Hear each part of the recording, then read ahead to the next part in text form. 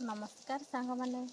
ଏବେ ଚାଲନ୍ତୁ ଆମେ ମାଛ ଭଜା ମସଲା ପ୍ରସ୍ତୁତ କରିବା। କେମିତି ଭାଜିବେ ଦେଖନ୍ତୁ। ମୁଁ ଆଗରୁ ମାଛରେ ଲୁଣ ହଳଦୀ ଗୋଳେଇକି ରଖିଦେଇଛି। ତ ଆମେ ମସଲା କେମିତି ପ୍ରସ୍ତୁତ କରିବା। ଆମେ ଜିରା ଆଉ ରସୁଣ ଶୁଖିଲା ଲଙ୍କା ବାଟିକି ପେଷ୍ଟ କରିକି ରଖିଦେଇଛି। ତ ସେଥିରେ ମୁଁ ଏବେ ମାଛରେ ଗୋଳେଇ ଦେଇଛି। ମାଛରେ ମସଲା ଗୋଳେଇଲା ବେଳେ ଟିକେ ଲୁଣ ଆଉ ଟିକେ ହଳଦୀ ପକାଇଦେବେ। କାହିଁକିନା ମସଲା ଗୋଳେଇଲି ସେଥିପାଇଁ ଟିକେ ଲୁଣ ପକାଇ ଦେଇକି ଗୋଳେଇଦେବା। ଏଠି ମୁଁ ଅଲଗା ମାଛ ରଖିଦେଇଛି ସାଧା ଭାଜିବା ପାଇଁ। ଆଉ ଗୋଟେ ମସଲା ଗୋଳେଇକି ରଖିଛି। ତ ସେଥିରେ ଟିକେ ଲୁଣ ହଳଦୀ ଗୋଳେଇକି ରଖିଦେବା। କାହିଁକିନା ରଖିଦେଲେ ମସଲା ଗୋଳେଇକି ଭାଜିଲେ ଭଲ ଲାଗିଥାଏ। ତ ଏବେ ଆମର ଚୁଲିରେ ତେଲ ଗରମ ହୋଇଯାଇଛି। କଡ଼େଇରେ ମାଛ ଭାଜିଦେବା। ଚୁଲିରେ ତ କଲେ ବହୁତ ଟେଷ୍ଟ ଲାଗିଥାଏ। ତ ସେଥିପାଇଁ ମୁଁ ଆଜି ମାଛ ଭଜା ଚୁଲିରେ କରିକି ଦେଖାଉଛି। ଦେଖନ୍ତୁ ମସଲା ମାଛ ଗୋଳେଇକି ରଖିଥିଲି ଯେଉଁ ଆଗରୁ, ତ ମୁଁ ଗରମ ତେଲରେ ଏବେ ଭାଜୁଛି। କମ୍ ଜାଳ ଦେଇକି ଭାଜିବା। ଅଧିକ ଜାଳ ଜାଳିବେନି, ନହେଲେ ତଳୁ ଲାଗିଯିବ, ପୋଡ଼ିଯିବ। ତ ଆମେ କମ୍ ଜାଳ ଦେଇକି ମାଛକୁ ଆଉଥରେ ଉଲଟେଇଦେବା।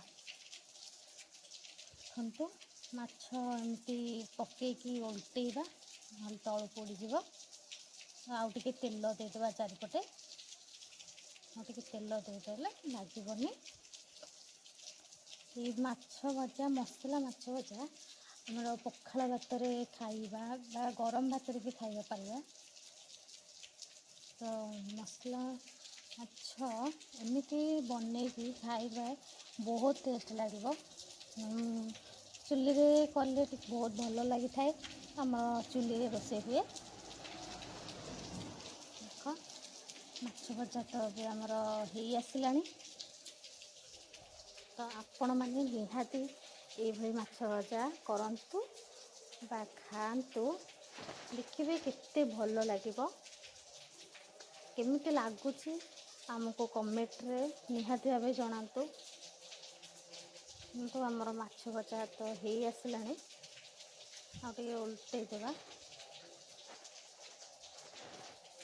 ଆଉ ଟିକେ ଓଲଟେଇ ଦେବା, ନହେଲେ ତଳୁ ଲାଗିଯିବ।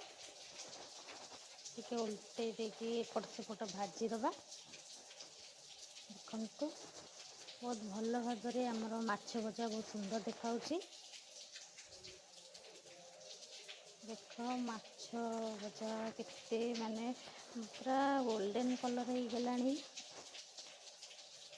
ତାକୁ ବାରମ୍ବାର ଓଲଟେଇକି ଭାଜିବେ, ନହେଲେ ମସଲା ପୋଡ଼ିଯିବ। ଏଇଭଳି ଭାବରେ ଆମେ ପ୍ଲେଟ୍କୁ କାଢ଼ିଦେବା। ରହୁଛି, ନମସ୍କାର।